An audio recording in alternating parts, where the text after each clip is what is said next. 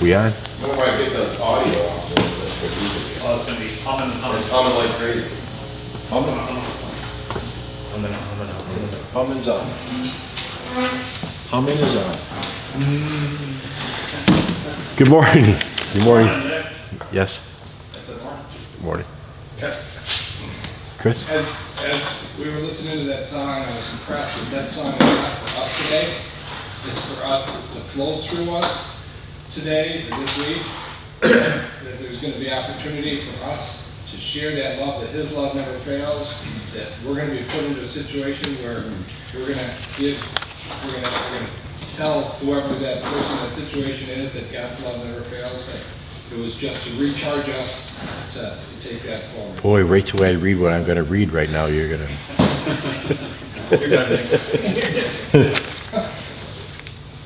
We're going to Psalms 145. We're going to read this together as a group, gentlemen. What version?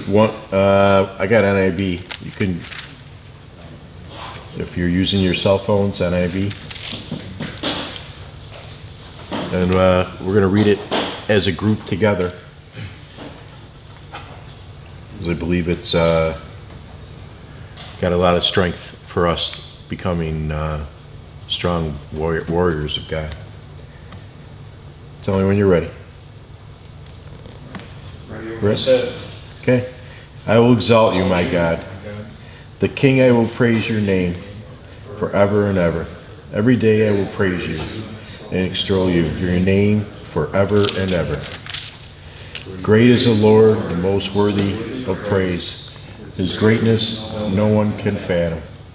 One generation will commend your works to another, and they will tell your mighty acts. They will speak in your glorious splendor of your majesty, and I will meditate on your wonderful works. They will tell the power of your awesome works, and I will proclaim your great deeds. They will celebrate your abundant goodness and joyfully sing your righteousness. The Lord is gracious and compassionate, slow to anger, rich in love. The Lord is good to all. He has compassion on all and that he has made.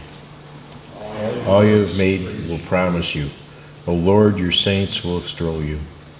They will tell of the glory of your kingdom and speak of your might, so that all men may know your mighty acts and glorious splendor of your kingdom.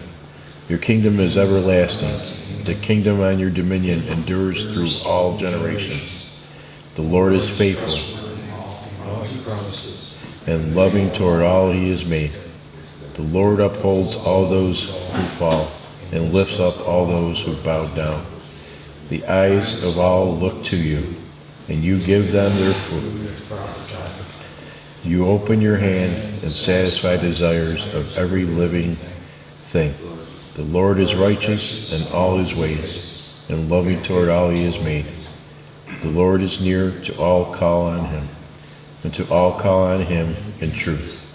He fulfills the desires of those who fear him. His hearts hear their cry and saves them. The Lord watches all over who love him, but all the wicked he will destroy. My mouth will speak in praise of the Lord, and let every creature praise his holy name forever and ever. So I'm going to talk a little bit about being a warrior. So have you ever been close to a situation so engaged that the conflict that you were unaware that the outcome had already been determined?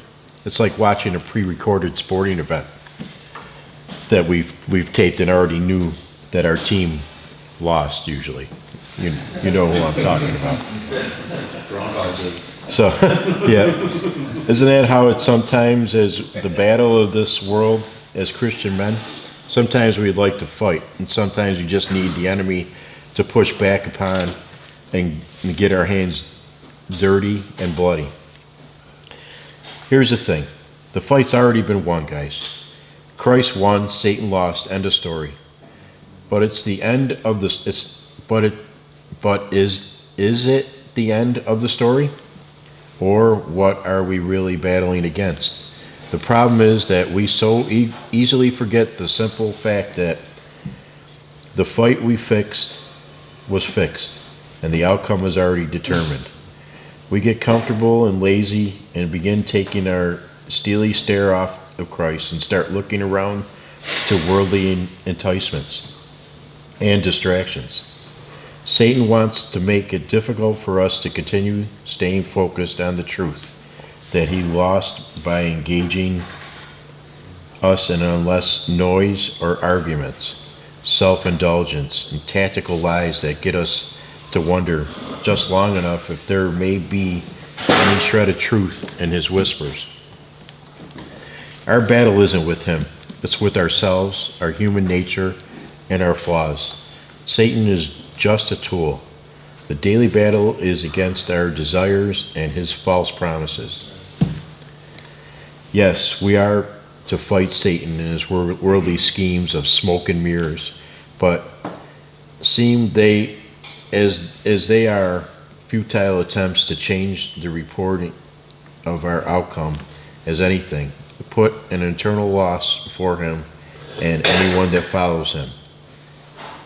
Yes, men, keep fighting. Keep fighting for your spouses, your children, and everyone else to understand and follow one who died for them and who stands as the victor. Fight for them to be strong and clear-headed and spirit-filled to stay on the path Christ has provided for all of us. Lights out, game over. It was a pretty simple thing. It was very, very powerful to me. And we're going to probably have 5 questions. With the last 2 questions that are on here, we're going to use, does he need to be involved in more? You'll understand that. So write that down in your notes if you have any. The first question is going to be, what battle are you currently fighting? And how does Jesus play a role in this? And how can winning this battle be accomplished? I think one of my biggest things about this is that we all know a lot of men in our lives. And I think God's drawing us to be closer to them and help them with their battle. Because as a man, I've always tried to just fix it myself.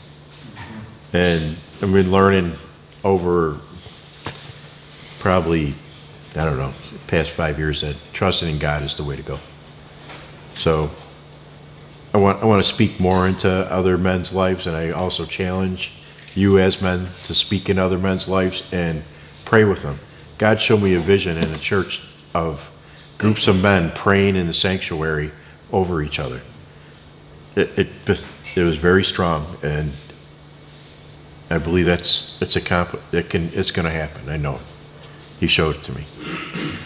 So at this time, go into your small groups. That was perfect 10 minutes. God bless. Thank you.